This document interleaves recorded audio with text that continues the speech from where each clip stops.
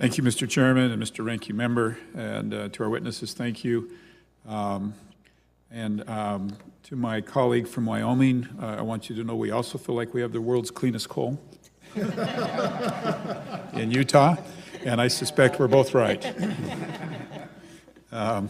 Mr. Klein, it's a delight to have somebody from my district here, and thank you for what you do, and the mining industry has been so critical for Utah and our development over the years, particularly in the rural parts of our state. I'm struck as I'm listening to the testimonies and the questions today about this problem that we often frame the debate about coal as good or bad. And there are so many levels and variations of that. For instance, in your testimony, you referred to the, I hope I pronounced it right, the Isogo coal-fired plant in Yokohama that's producing CO2 emissions equivalent to natural gas. But we rarely have that discussion. We rarely talk about the types of quality of coal and the way that it's used. I'm wondering if you can help me and help all of us better understand how to move the dialogue away from good, bad to return on investment versus, if we invest these types of dollars in a plant, we get these types of emissions, and that type of a conversation about coal instead of good, bad. Thank you for the opportunity to comment. Japan provides a good example for us. Given their energy vulnerability, a lot of the issues that we talk about, they've had to deal with, specifically with how do we power an economy, the third largest economy in the world, with energy, and they need to have a diversity of supply. They can't be dependent on any one source. And therefore, when it comes to coal as an essential part, they need to be looking at high-efficiency, low-emission power plants designs and improving the technology. We've heard a lot about technology, and those are wonderful applications, but also in the combustion. Their technology is there, it is being developed.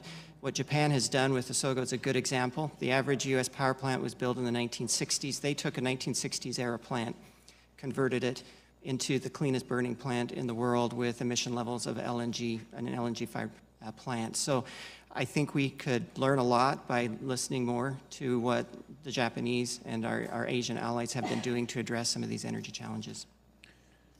When I visit the rural parts of my district, I get a real sense that they feel that they have been made out to be the villains, right, in this. And the reality of it is it's the rest of us that are driving the expensive cars, that are using lots of emissions, turning our air conditioning down and our heat up.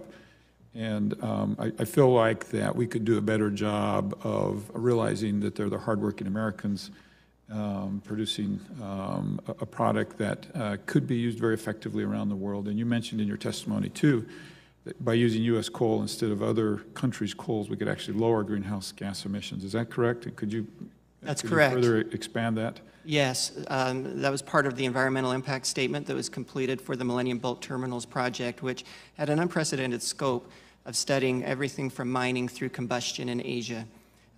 When mining conditions are included, the net effect of building the Millennium Terminal and exporting U.S. coal is to have greenhouse gas savings, because higher emitting mining practices and conditions are displaced by supplies coming from the U.S. So it is the responsible thing to do.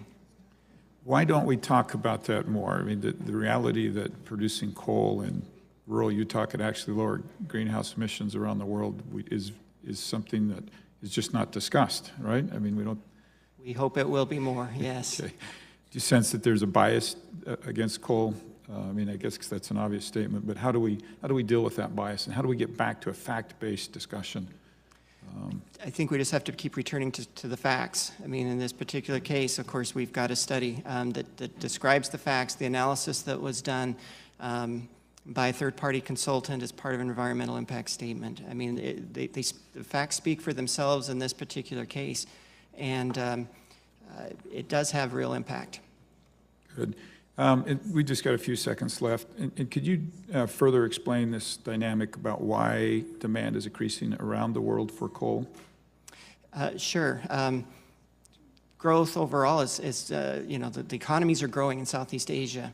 There are more people who are getting access to electricity. The demand for coal is the cheapest form of energy. It's reliable, it's secure, it's stable. It's something that these economies want to power their economic growth on so that they can be involved in industrialization and being and reaping the benefits of what we have seen here in the United States. Thank you. I'm unfortunately out of time. I yield back to the chair.